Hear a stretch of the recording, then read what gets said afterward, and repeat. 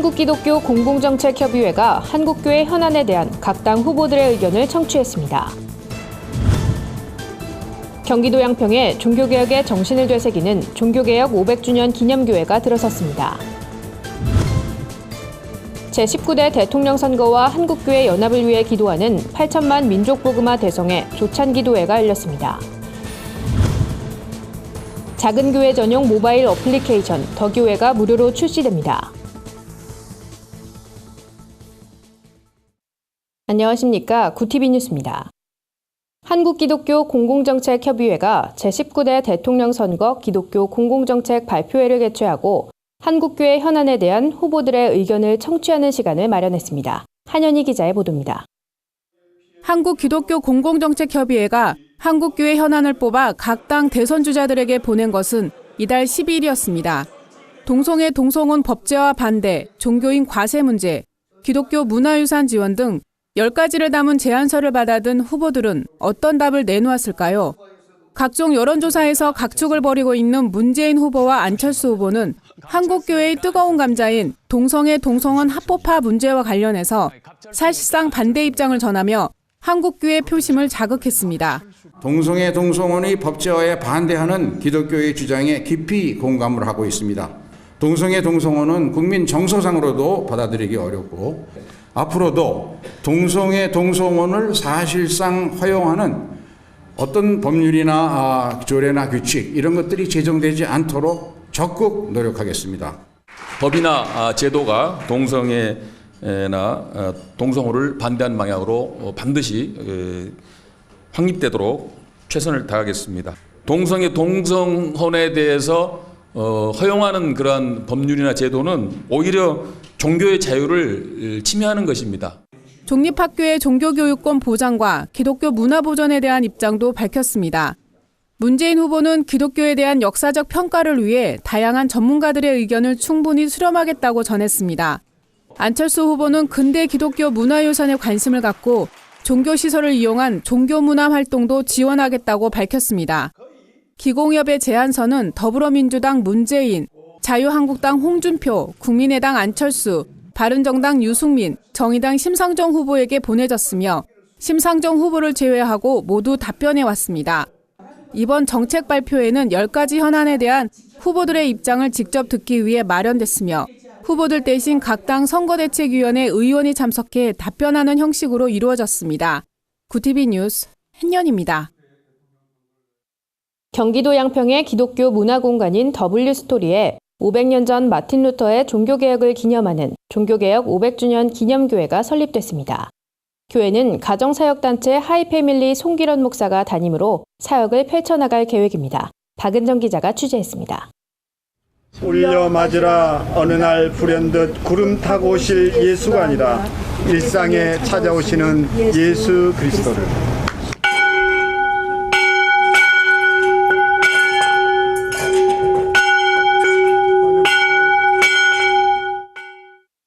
경기도 양평의 관광지라 꼽히는 기독교 문화공간 W스토리에 종교개혁 500주년 기념교회가 들어섰습니다. 교회는 계란 형상을 닮은 청란교회 옆에 위치하며 3층 건물로 세워졌습니다. 이 교회는 하이패밀리 송기런 목사의 모교인 고려신학대학원 제38회 동기들이 공동 개척을 결의하고 지원을 펼쳐 더욱 의미가 깊습니다. 이 시대에 우리가 종교의 정신에 대해서 어떤 고민을 했는지 바로 그것을 후대에 전하고 이 종교의 정신이 계속 이어지기를 바라는 그런 취지와 소망을 담았습니다. 송 목사는 종교개혁 500주년을 기념하는 교회를 설립하기 위해 교회 곳곳에 많은 의미를 담았습니다. 교회의 하얀 건물 외벽엔 예수님과 아이들이 강강술래하는 모습을 표현한 부조가 설치돼 있고 교회 밖에는 8명의 천사가 합창하고 있습니다. 교회 안에 설치된 심재현 작가의 대형 십자가상도 눈길을 끕니다. 높이 4.5m 크기의 곡선미를 나타낸 십자가상은 기독교를 상징하는 12개의 물고기 형상을 품고 있습니다. 단순 건축물이 아닌 교회다운 교회를 설립하고자 루터 시대의 파이프 오르간도 재현했습니다. 오르간은 홍성훈 오르겔바우 마이스터가 약 1년 4개월에 걸쳐 제작했습니다. 송기런 목사는 종교개혁 500주년 기념교회를 통해 앞으로 가정부터 개혁이 일어날 수 있도록 노력하겠다며 종교개혁의 소망이 오늘날에도 계속해서 일어날 수 있길 바라는 마음으로 사역을 펼치겠다고 포부를 밝혔습니다. 구TV 뉴스 박은정입니다. 민족복음화 운동본부가 교계 지도자들을 초청해 조찬 기도회를 열었습니다. 참석자들은 다가오는 19대 대선에서 올바른 지도자가 선출될 수 있도록 한국교회가 앞장서 기도하겠다고 다짐했습니다. 이날 조찬 기도회엔 여의도 순복음교회 조용기 원로 목사와 이영훈 목사, 민족복음화 운동본부 이태희 목사 등 교계 지도자들이 대거 참석했습니다. 말씀을 전한 이영훈 목사는 새로운 지도자를 뽑는 대통령 선거엔 일반 국민은 물론 모든 크리스천들이 관심을 갖고 투표에 참여해야 한다며 특히 전국적으로 이어지는 8천만 민족복음화 대성회가 기도하므로 주의 뜻이 이 땅에 선포되는 역사가 일어나길 바란다고 강조했습니다. 참석한 300여 명의 목회자들은 한국교회 연합과 회복, 남북통일과 한반도 평화, 제19대 대통령 선거를 위해 통성으로 기도했습니다. 한편 민족복음화 운동본부는 오는 6월과 7월 전국교회 성도를 대상으로 다음 세대를 위한 기도회와 한국교회 부흥을 위한 기도회 등을 연속해서 개최할 예정입니다. 한국교회 80% 이상을 차지하는 작은 교회를 살리기 위한 프로젝트가 시작됩니다. 작은교회 살리기 연합과 모바일 플랫폼 제작업체 브라보 커뮤니케이션이 함께 진행하는 이번 프로젝트는 작은 교회를 대상으로 모바일 홈페이지와 전용 어플리케이션 더 교회를 무료로 제작해주는 캠페인입니다. 작은 교회들은 해당 모바일 홈페이지와 전용 어플을 통해 성도 간 소통을 이루고 밖으로는 교회 홍보 효과를 누릴 수 있게 됩니다. 무엇보다 모바일 메신저 카카오톡, 네이버 밴드 등 성도들이 기존에 사용하던 서비스를 모두 접목시켰다는 게 장점으로 꼽힙니다. 뿐만 아니라 스마트폰을 이용해 설교 동영상을 생중계로 내보낼 수 있고 중계했던 영상은 자동으로 어플에 저장되도록 했습니다. 작은교회 살리기 연합 이창호 대표는 이번 프로젝트를 통해 작은교회 목회자와 성도들이 더 신나게 신앙생활할 수 있길 바란다고 말했습니다. 한국교회 희망 프로젝트는 작은교회 살리기 연합 홈페이지에서 신청할 수 있습니다. 오늘의 해외 주요 뉴스를 백유연 기자가 전해드립니다.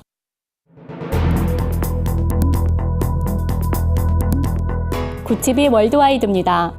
세계 곳곳의 소식을 발빠르게 전해드립니다. 미국 기독교 수장들이 성소수자의 권익을 보호하기 위해 종교단체의 활동을 제한하는 것은 미국 내 종교의 자유를 위협하는 것이라고 밝혔습니다. 또 사회 전반적으로 커다란 위협을 줄 수 있다고 강조했습니다. 토론 형식의 방송에 참여한 기독교 지도자들이 이런 발언을 한 데는 최근 미국 법원이 동성결혼식의 서비스 제공을 거절한 크리스천에게 실형이나 벌금형을 내린 것과 연관이 있는데요. 올 초 워싱턴주 대법원은 동성결혼식의 화환 납품을 거부한 한 크리스천 여성에게 실형을 선고하기도 했습니다. 미국 종교계는 신앙에 맞는 삶을 영위하는 것은 크리스천의 기본 권리라며 미국 내 종교의 자유가 심각한 위협에 처해 있다고 거듭 강조했습니다. 이라크에서 국제 크리스천 구호단체의 활동으로 크리스천으로 개종하는 무슬림 수가 증가하고 있다는 반가운 소식입니다. 크리스천 에이드 미션과 같은 단체는 이라크 아이들에게 무상으로 교육을 제공하고 성경을 나눠주면서 복음을 전하고 있는데요. 수업에서 하나님을 만난 아이들이 가정으로 돌아가 자신들의 부모를 전도하고 있는 겁니다. 이런 실정에 중동에서 이미 100만 명에 가까운 무슬림이 크리스천으로 개종한 것으로 집계됐습니다. 현지 단체는 앞으로 수년 안에 이라크 크리스천 인구가 100만 명 가까이 늘어날 것이라 전망했습니다.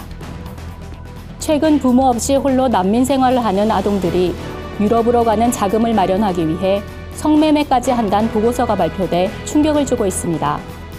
미국 하버드대 보건인권센터는 시리아와 아프가니스탄, 이라크 등지의 아이들이 성매매에 연루됐으며 이들이 받는 액수는 평균 18,000원이라고 밝혔습니다.